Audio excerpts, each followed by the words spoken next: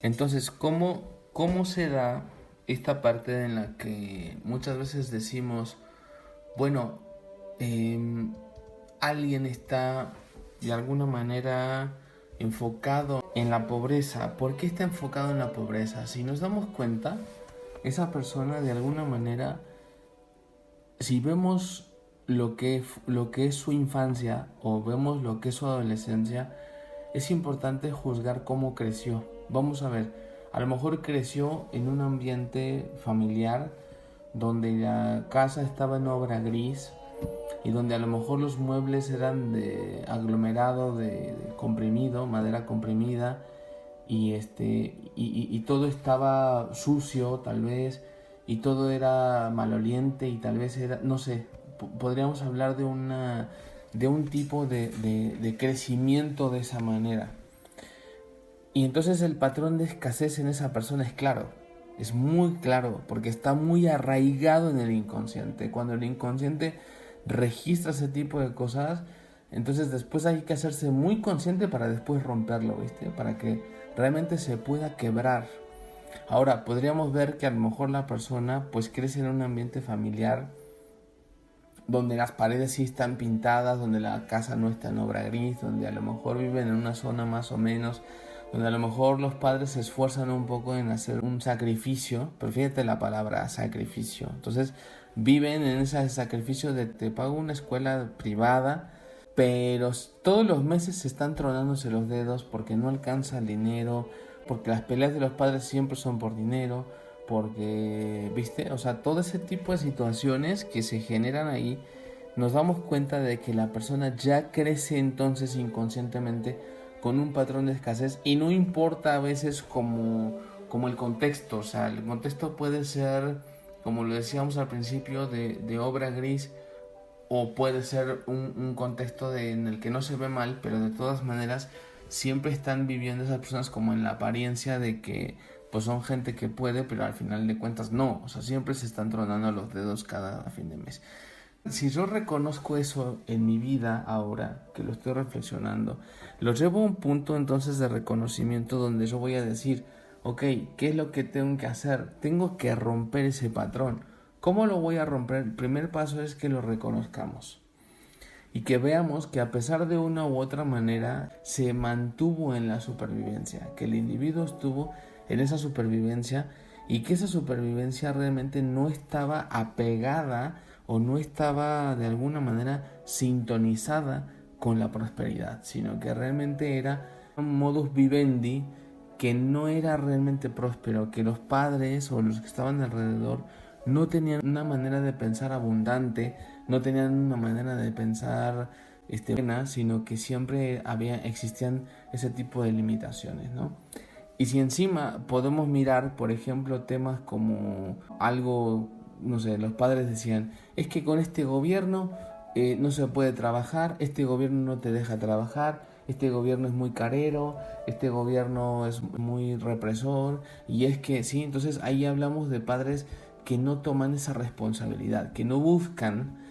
otro tipo de ingresos, que no buscan otra manera de que el gobierno no se los coma o que no, me explico, porque eso es realmente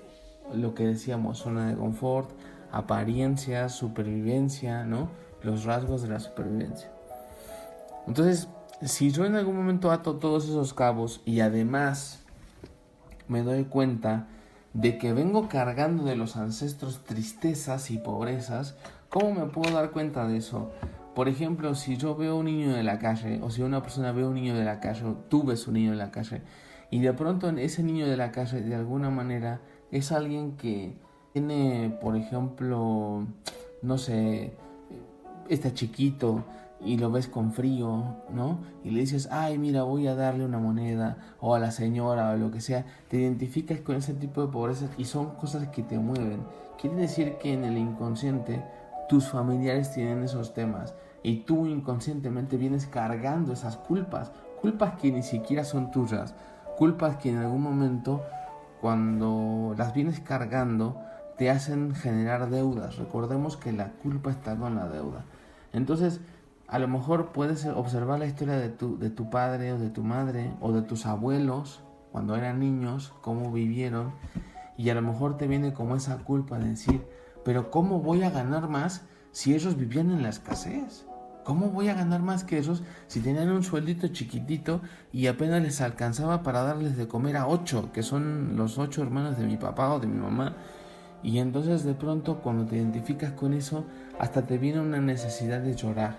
o te viene un dolor en el corazón de decir, Dios mío, sí es cierto, o sea, podría yo inconscientemente estar traicionando el amor de mi familia, podría estar yo traicionándolos por ganar más, por merecer más, por ahora ganar millones. ¿Cómo podría yo ganar millones si ellos apenas tenían para comer, viste? Y ahí